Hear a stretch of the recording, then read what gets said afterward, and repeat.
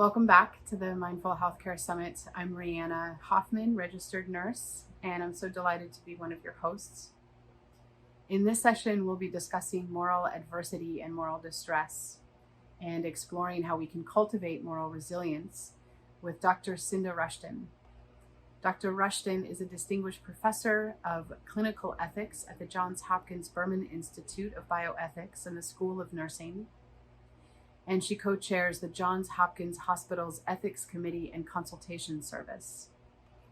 She is the editor and author of the groundbreaking book, Moral Resilience, Transforming Moral Suffering in Healthcare, and is core faculty of Upaya Institute's Being with Dying and Grace programs.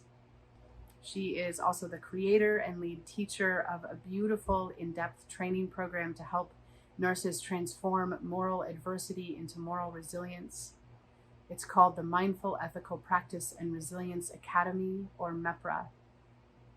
Cynda, thank you so much for joining us today. It's just an honor to be speaking with you. Thank you, Rihanna. Thank you so much. It's really an honor to be a part of this conversation, so thank you for including me. Cynda, it's very clear right now that moral distress, moral resilience, and the related concepts are such important themes for all of us as healthcare providers, just in general, and very certainly at this time especially. Since the beginning of the COVID pandemic, I've been serving as a travel nurse in New York City. I was also in Florida, and now I'm back in New York City. I'm an emergency room nurse, and I've been in some of the hardest hit hospitals. And I have felt in myself and really witnessed in my colleagues this sense of guilt and helplessness that was certainly present at the height of the pandemic. But I have felt it continue in the stories that I hear my colleagues tell each other, the stories of the things that they've experienced. And I've used this word before, this feeling of feeling haunted by the things that we've seen, and also by the things that we had to do the best that we could in different moments. I have felt anger at a sense of injustice. The situations that we experienced were often felt impossible, and we just did our best. You have been a leader and a pioneer in the areas of moral distress and resilience. To begin with, I wonder if you could give us an introduction to moral adversity, ways that you're seeing it manifest now, and then some common ways that many of us may be responding to it. It's a really great question, and I think, as you've already pointed out, there's many sources of moral adversity. You know, the situations that in some way challenge or imperil our integrity and well-being. You know, how do I see myself as a good nurse or a good doctor in a situation where the constraints on how I might normally practice are very present? And how do I make sense out of those limitations? How do I make sense out of situations that I don't completely understand, that I can't create meaning out of? I can't find a coherent narrative to tell about it. And that sense of violation of important values, you know, as a nurse, our first provision of our code of ethics is about treating every person with respect and honoring their unique characteristics and treating them with compassion and fairness. And those very ethical principles are challenged throughout this pandemic. We are not used to, in the United States, of having such significant constraints on our decisions and on the resources that are available that we would normally apply to patient situations.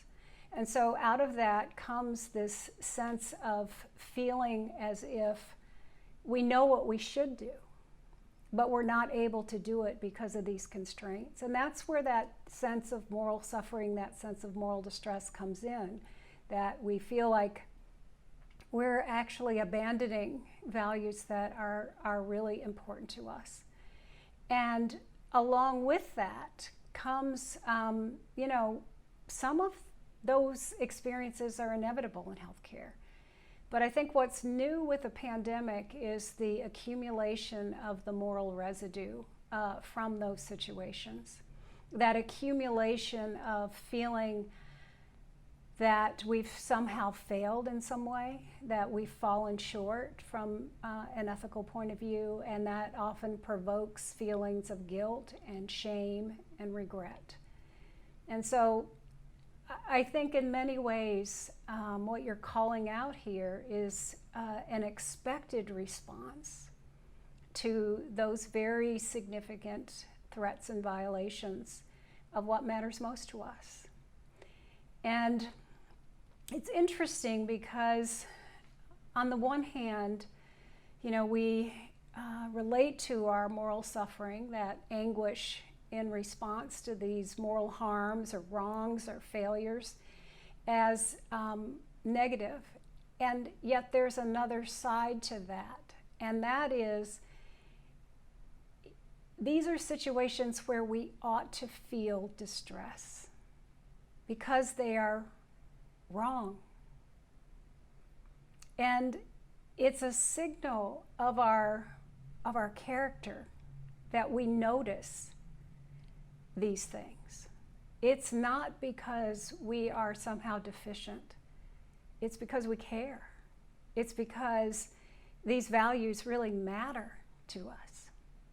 So I think it's expected, it feels somewhat overwhelming at times, and yet there's a sense that we may be able to use these experiences to shift from this trend that we have in healthcare. We like to solve problems, and we like to know the answers, and we like the answers to be really clear. Yes or no, right or wrong. And what we're in right now is a situation where there are questions that just cannot be answered.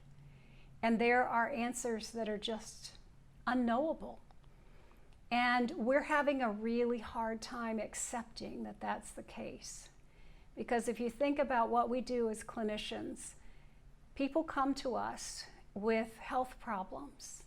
It's our job to figure out how to help them, how to make the diagnosis, how to treat them. And what's happened, I think, a lot in the midst of COVID is that the things that we have known to do in the past have not worked. And that contributes to our sense of helplessness, that I don't know how to fix this problem. And so then what happens is we begin to appraise ourselves with a lot of harshness about our limitations to be able to do that. And so it leads us, we blame ourselves for things that are beyond our control. We begin to take responsibility for things that are not ours to carry.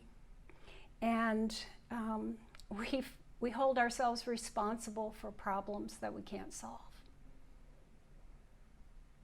So in light of that, I think it's really important to kind of reset our expectations for ourselves. None of us are responsible for the fact that there's a pandemic. We are not responsible for the fact that there actually are very real limits on certain kinds of equipment and treatments. Those are not of our making. It's not our fault that there are more patients that are sick than we can reasonably take care of. And it's not our fault that the treatments that are available are not working. So there's something about being able to see that reality clearly, to be able to detect where those threats are coming from, to be able to name them, and then to harness our resources to decide, how do we meet those challenges with integrity? How do we do that so that we can remain whole and healthy and still do our jobs? I wonder, Cynda, I'm struck by everything that you've just said.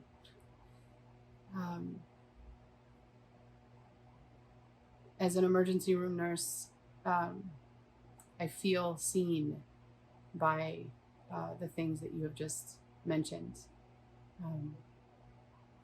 And I'm wondering what thoughts you have on how it happens that in the midst of cognitively understanding that we are not at fault for the innate and understandable limitations and constraints on the system, that we're not at fault for those. And yet one of the things I'm deeply haunted by, and that many of my colleagues are haunted by, is this shame that I still can't even really describe to myself or wrap my mind around.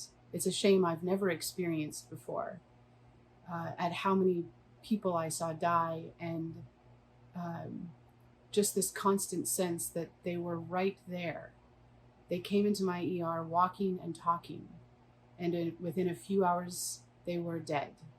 And just this question of like, why, what did we miss? What could we have done differently in that 5-hour period? How does that stay with us? How does that get in there when we have a cognitive understanding that it's not our fault, but somehow that residue sticks?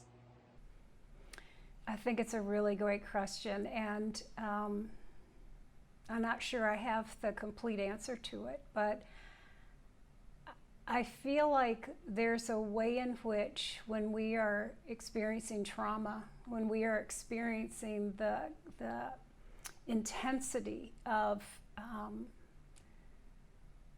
these really unsolvable ethical questions, that it's easy to lapse into a place where we begin to blame ourselves and others. And shame is a lot about self-blame. And so part of the practice, I think, is to be able to acknowledge that, not to push it away, but to also inquire, and what else is true? Because I suspect, I don't know, but I suspect that even in the midst of all the patients that you touched, you made a difference in the moments that you had with that person, in terms of how they will remember that period of time, how your presence, how your listening made a difference, no matter whether you had the resources or not. And so it's partly being able to decouple. One of my colleagues said to me yesterday, we are obligated to try. We are not obligated to be successful.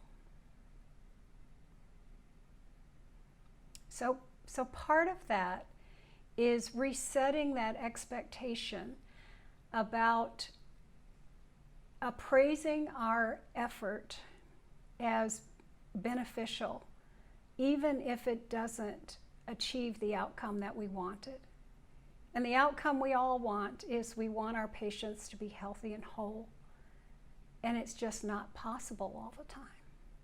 So how do we hold the reality that our caring, our compassion matters, even when we can't prevent death? I feel like part of that process and the question that you're posing is at the very heart of what moral resilience is and how we go about developing that. So what is moral resilience? How do we cultivate it? And how can moral resilience arise out of moral adversity instead of it leading to moral injury, as you've talked about? So, before I talk about moral resilience, I want to make a point about how we respond to moral adversity. What you described is expected responses. We may feel angry, morally outraged. We may feel numbed out. We may feel like we're just going through the motions, that there's a sense of, nothing I can do to change this situation. And those are all normal responses as well. I think the question is what else is possible? I've spent a lot of my career working on the side of the distress, and I found myself asking, and so what's the alternative to that? Is it just the fact that we are meant to be distressed and there's no way forward?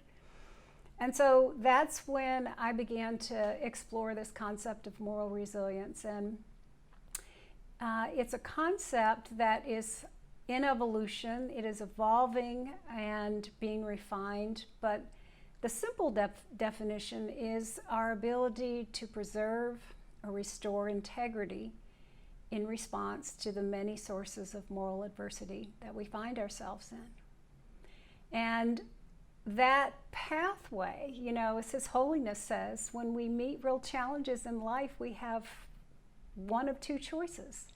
We can either lapse into despair and self-destructive habits, or we can use the experience to harness our inner resources. And so that's the direction that I'm sort of calling us to say, and what else is true? So we've done some research on this topic, but the core of moral resilience is not about being complacent. It is not about overlooking the very real ethical challenges that are in our work environments. It's not overlooking the challenges that we have. It's not about making lemonade out of lemons. It's actually a pathway to restore our sense of wholeness and agency, to be able to choose how we respond to these situations. So the sort of metaphor that I like to use in thinking about moral resilience is the practice of kintsugi, or golden repair, that's done in Japan. And it's such a beautiful practice because, traditionally when we have a piece of pottery that's broken, we say, oh, well, it's not useful anymore, and we throw away all the pieces. In Japan, what happens is those pieces are actually put back together with care, with cement and golden paint, not to cover over the broken places, but rather to honor them and to see a new vessel created out of that broken pottery that is even more beautiful, that may be stronger, that honors the brokenness that is part of it. And I think that image is just really the intention behind the concept. And it's very much grounded in integrity, our ability to be whole, to be able to live our values, to speak up and speak out about violations about them, to be accountable for our choices, to live our values rather than just talk about them. And so it also includes this very interesting dimension that we called relational integrity. And, from a Buddhist perspective, the sense of interconnectedness, this theme of relational integrity really resonates with being able to see ourselves as part of a broader community and how my integrity and your integrity is fundamentally intertwined. So if you think about how we exercise our individual integrity, it is in the context of relationship. So we're negotiating that all the time with our colleagues, with our patients, with the people in our community. And so I was in Japan and I kept using this word integrity, and there wasn't a good translation. And so I had a chance to ask Kaz Tanahashi. I said, Kaz, help me.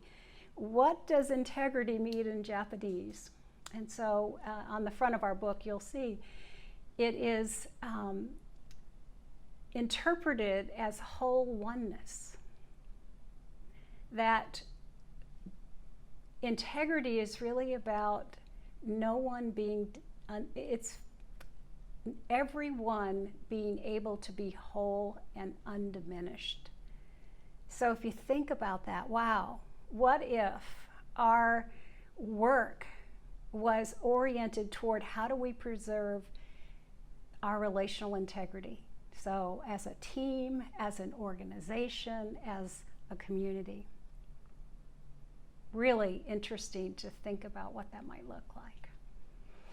So, I think what we've also learned is that at least our assumption is that this is not about judging whether a person is moral or whether they're resilient or not. The assumption is that we are all inherently, as human beings, we seek to be whole. And that we also all have resilient potential within us. I believe that every person who I work with is resilient, or they would not be in the roles that they're in. And so it's not about saying there's something wrong with you. It's about how do we actually harness and strengthen those parts that are already there so that we can meet these challenges without so much cost to ourselves or to others. So that takes us immediately into how do we develop self-regulation and self-awareness through mindfulness, developing those new neural pathways that allow us to see things clearly and to be able to respond rather than to react, to have a home base and a resource to support us when we find ourselves in those tough situations. But it also includes this sense of buoyancy that, we can meet those challenges without being thrown off guard, off our moral compass. And one of the big pieces that supports that is a concept that we called self-stewardship, which is about really knowing ourselves in such intimacy that we know what our limits are and what our gifts are, and that we take responsibility for safeguarding our own well-being and health and integrity, and to see that fundamentally we have to invest in our own well-being in order to be whole. Cynda, thank you. I want to follow up on this piece about mindfulness that you just brought into the conversation, and its integral connection with moral resilience. And how moral resilience, what you seem to be saying is that it's a natural evolution out of challenge. In your book, Moral Resilience, you talk specifically about the intelligence of the body and somatic awareness. And you say that our bodies are instrumental in perceiving the intricacies of a situation, our responsiveness to others, and the implications of ethical nuances on our own integrity. Somatic modes of awareness help us locate what is of value and awaken our concern. In my experience, there is this tremendous power in connecting with our somatic intelligence, and it has deeply informed how I am resilient in crises that I've experienced, particularly during COVID. Can you share a little about the importance of mindfulness practice and in particular awareness of our bodies in all of this?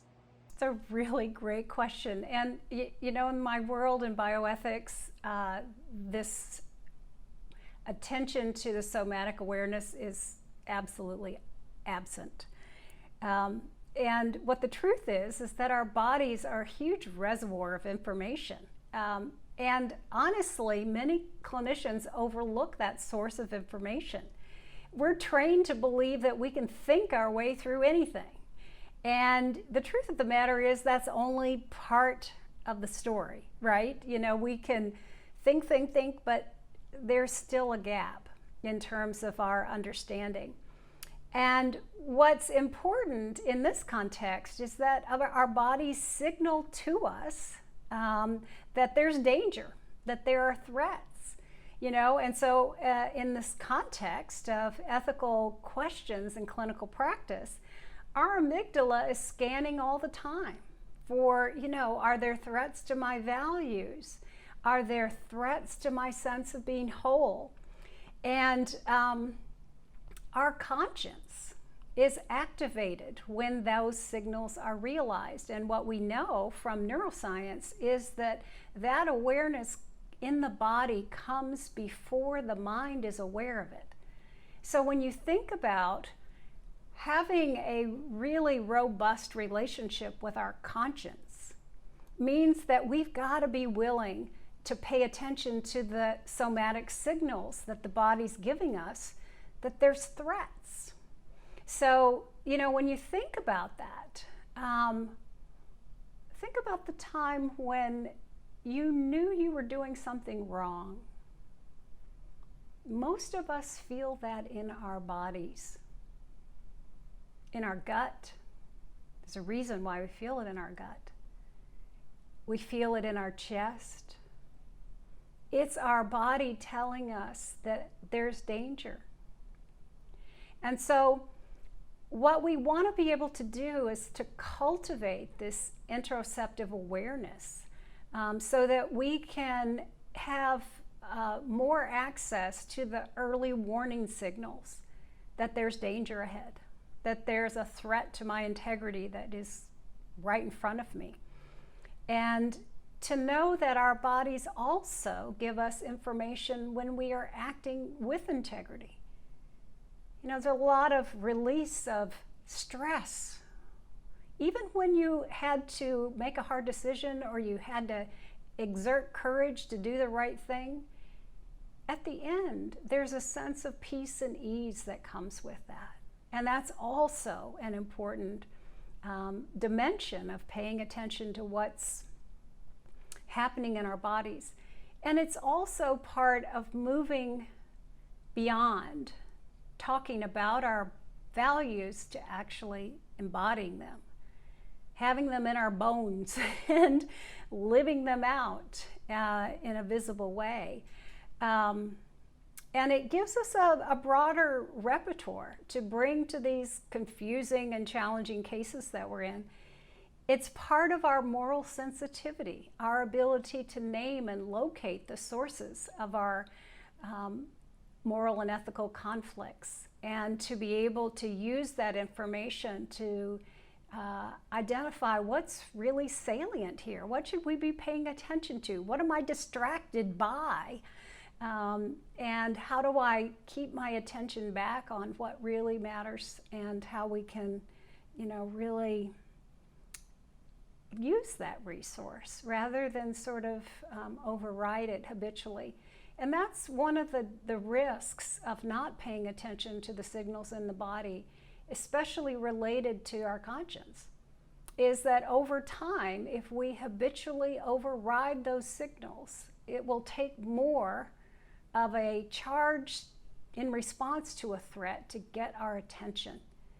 And so to me, integrity is about cultivating a really robust relationship with our conscience, and to use our bodies to help us know when we are in dangerous territory, and to use that to inform our awareness so that we can pay attention, and then discern how we should respond.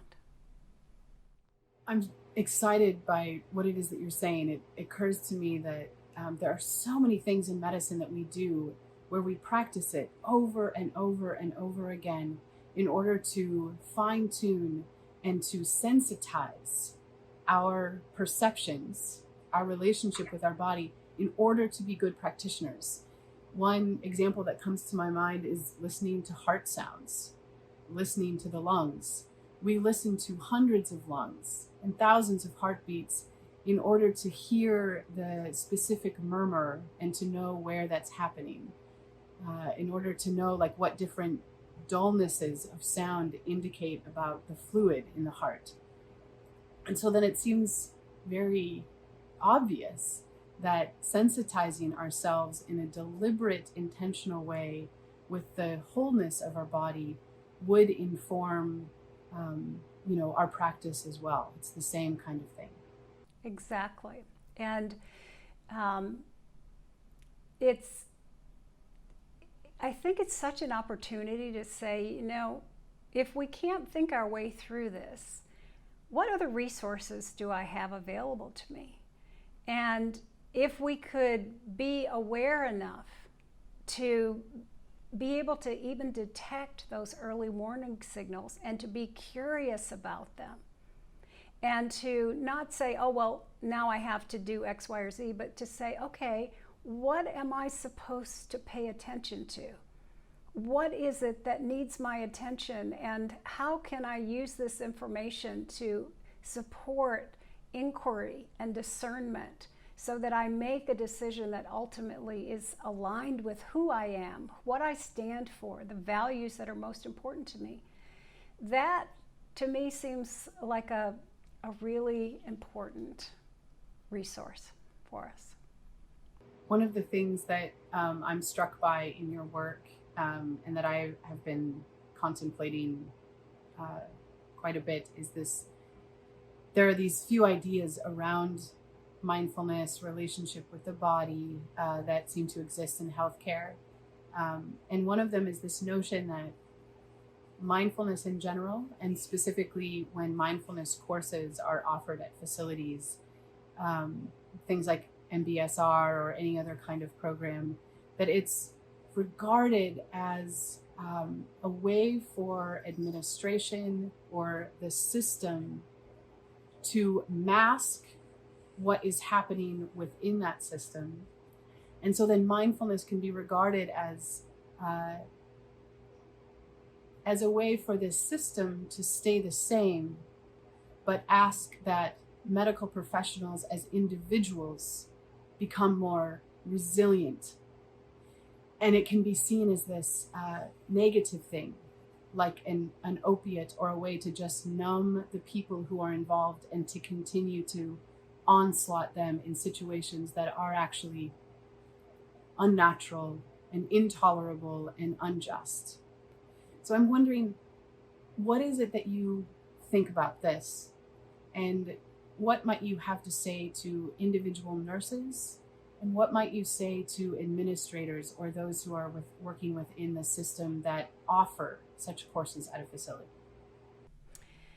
It's a really great question. There's no question that our healthcare systems need to be reformed. There's no question about that. Our work on the National Academy's report on burnout focused on the system. And yet, the system is full of people. And so there's a kind of dichotomy that we set up of either or. Either you focus on individuals or you focus on the system. And the truth of the matter is, there are some systems that are using tools like mindfulness as a way to maintain the status quo. There's probably some truth to that. But there are also plenty of other systems who are actually intending to provide more resources for people who are in the system. what we know is that culture is really developed by the people within it. And so we need to be able to think about how do we bring both sides of that equation together rather than putting them in competition with one another. So for me, it's first of all,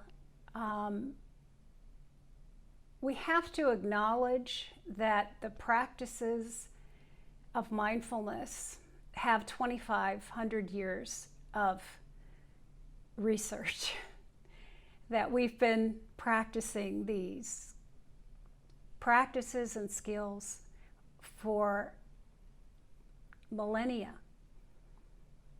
And we also have a body of research, of evidence about their benefit. And to deny that is also doing a disservice to the people at the front lines, because the reality is system change will take a long time. And the question is what do the individuals in the system do in the meantime? So part of the distinction here is for leaders to ask themselves, what is my intention in providing these resources? Is it so that I don't have to look at the very real systemic contributions to the situations that are causing distress, that are causing stress and depletion and burnout? If the answer to that is no, I'm willing to look at those as well, and I'm going to invest in the well-being of people in my system. And to shift that narrative from mindfulness being a tool of tolerance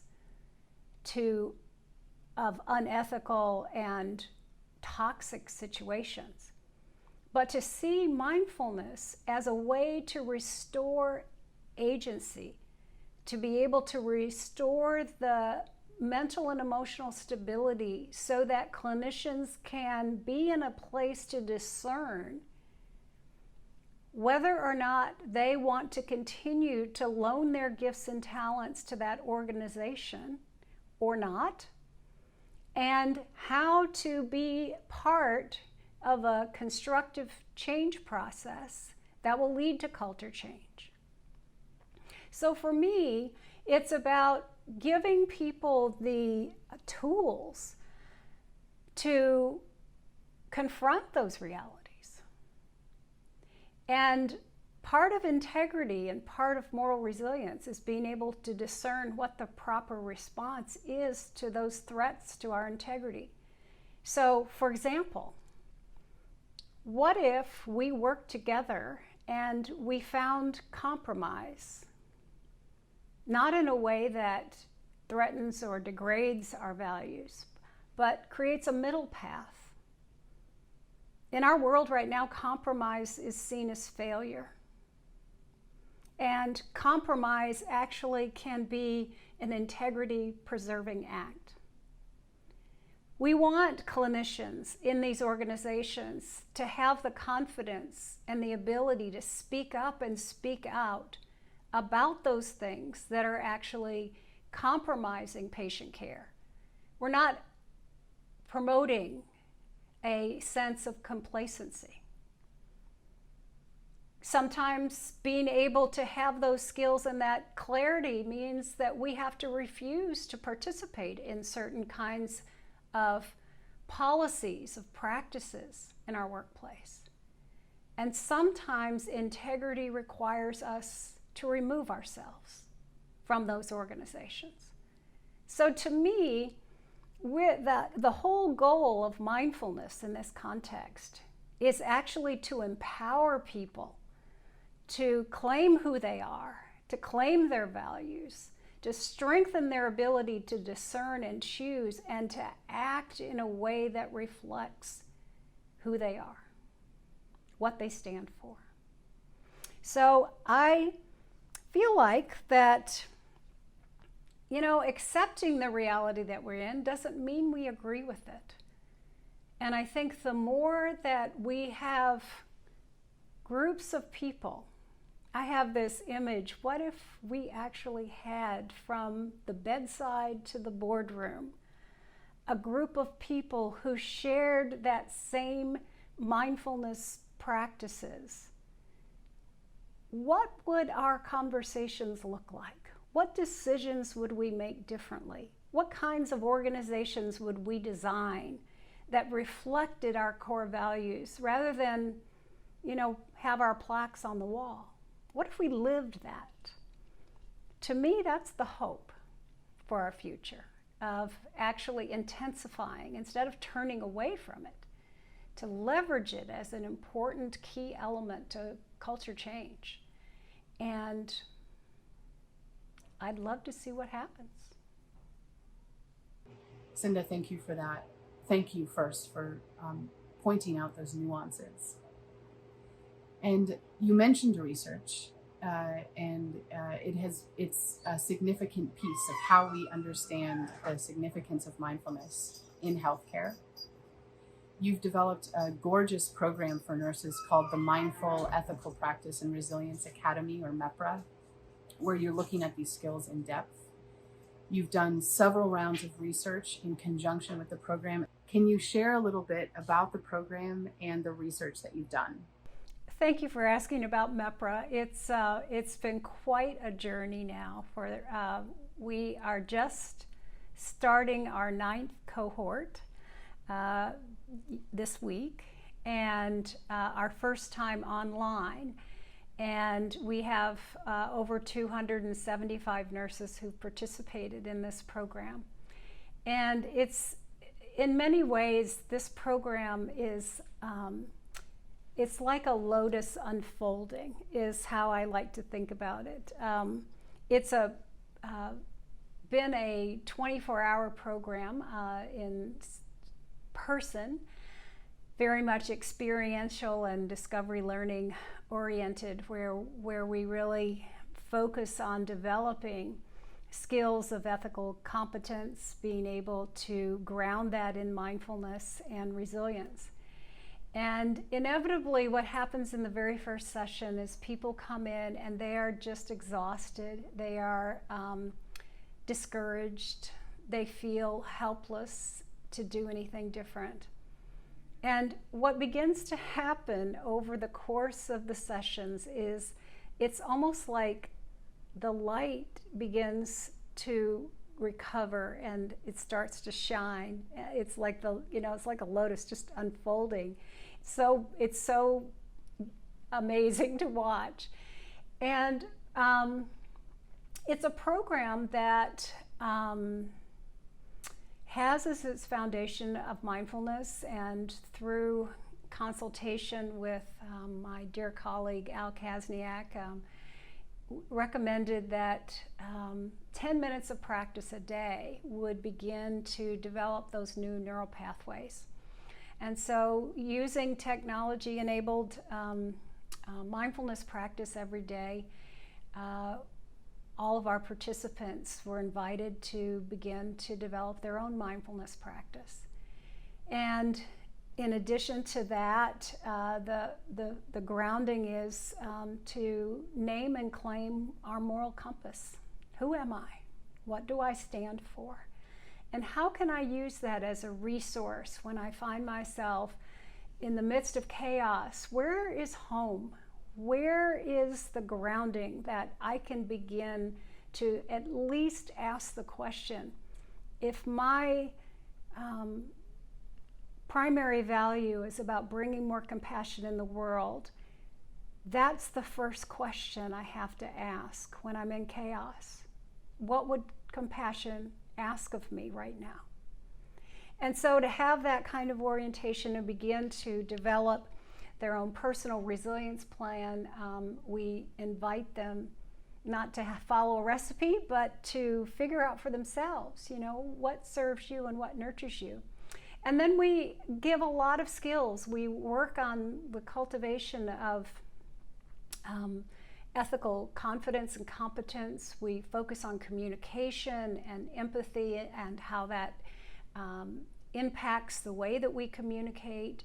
And one of the key features in this program is we have a high fidelity simulation component. And so after we've practiced in groups and in different ways these skills, they go to the simulation lab with trained actors who are not scripted but are given a kind of persona to bring into the training, and they get to practice in a high stakes communication with a colleague and a family, how they use their skills in self-regulation, how they're able to bring constructive communication into a high stakes situation where in reality the likelihood is that you could easily get sort of upregulated and not be able to sort of stay true to yourself.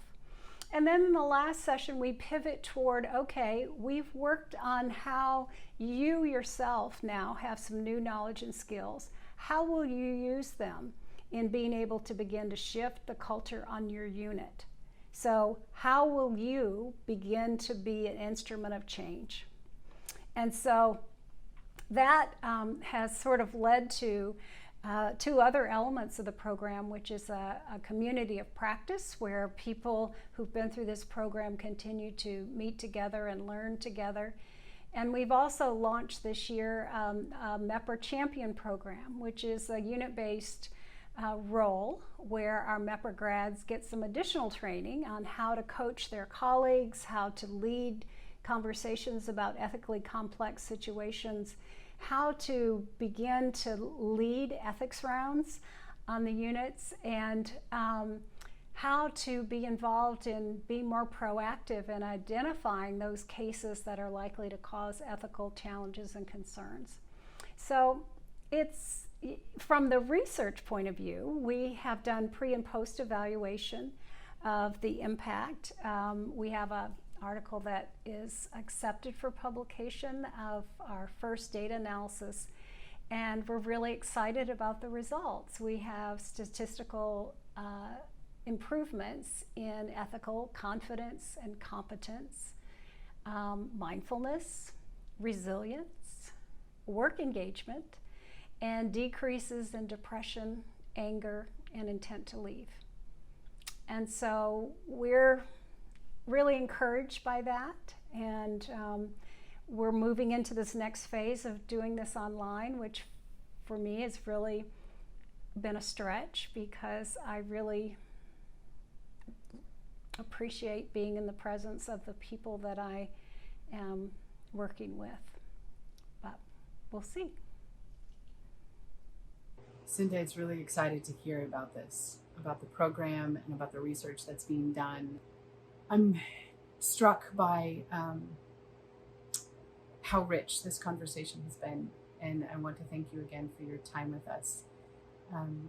As we come to a close, I have one last question. I'm struck in the introduction to your book, you write about a turning point in your own professional journey as your own mindfulness practice matured. And you say that a shift in thinking occurred.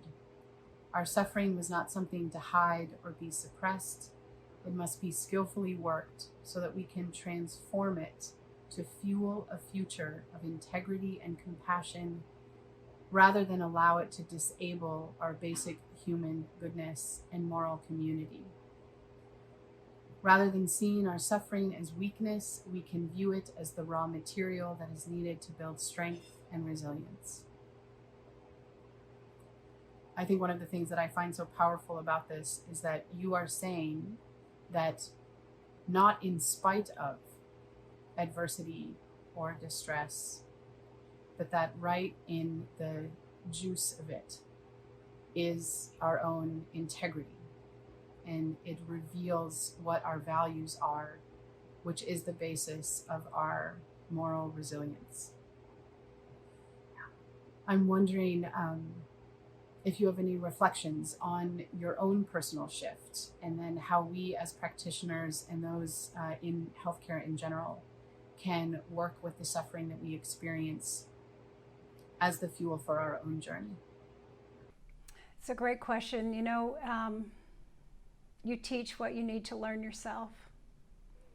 And so this has really been a journey of making sense of many things that didn't make sense to me, both personally and professionally. I started my career in the pediatric ICU, and you know, children died, and it was sort of out of the order of things. Hard decisions had to be made. And how do we live with the residue of those hard decisions? Even when we've done the right thing, there's always unmet obligations. And so it's in part about not turning away from the suffering and relating to it as somehow failure, but to see the potential of working with it so that we can make choices that ultimately we can live with, because we've accepted the reality that we're in. There are some people who suggest that we can extinguish moral distress. I actually think we should put our energies in trying to extinguish the things that cause moral distress that are modifiable. But the reality is that our work in healthcare includes many things that are not modifiable. There will always be illness, suffering, disability, death. Those things are not going to change. And so it's being able to acknowledge that reality, to be able to have the capacity to discern what is modifiable, what part of this equation can change, and how do I exert sufficient effort to demonstrate my integrity to address it. So I think, you know, there's a part of all of this that is about being able to realistically appraise the situation without being swept away by the fear or the distraction, to acknowledge that we have to make hard choices. And there's always going to be a residue from those choices, but that doesn't imply that we have failed. And so that means we've got to anticipate, you know, those situations where those issues are going to come up, and we've got to have realistic expectations of ourselves and of others, including our leaders. I think if we're going to create a system of compassion, we also have to have compassion toward our leaders who are having to make really hard decisions. And many of the ones I know are up at night with the residual and the burden of having to make those decisions. And honestly, we're supposed to struggle with those decisions. They should not be easy. They should not be taken lightly or done without full awareness of the choices that we're making. So it's, in a way, befriending our uncertainty, befriending the confusion, and looking for ways to actually conserve our energy. If you think about what exhausts us right now, it's because we're railing against the reality that we're in. We are in a pandemic. There are no easy solutions. We have to make hard choices. There will be consequences that seem unimaginable and unacceptable.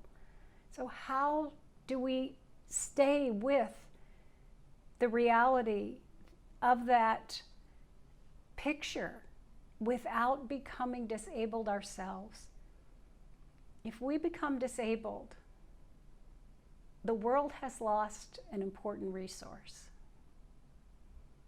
And this is a time when it's all hands on deck. We have to stand together. We have to support each other's integrity. And we have to really focus in on why we're here. You know, in the midst of all the confusion, think about your role as a nurse. You don't have control over all those other things, but you have control over your time, your attention, how you show up, how you respond, how you communicate. We're often, you know, as nurses, the last thread of compassion for the people that we take care of. We need to honor that. We need to really see what a difference it makes that we have accompanied people in the most challenging times of their lives and given them safe passage, and to not overlook or dismiss that contribution. Thank you so much for sharing your life's work and your heart and your belief in all of us as practitioners, including those in leadership.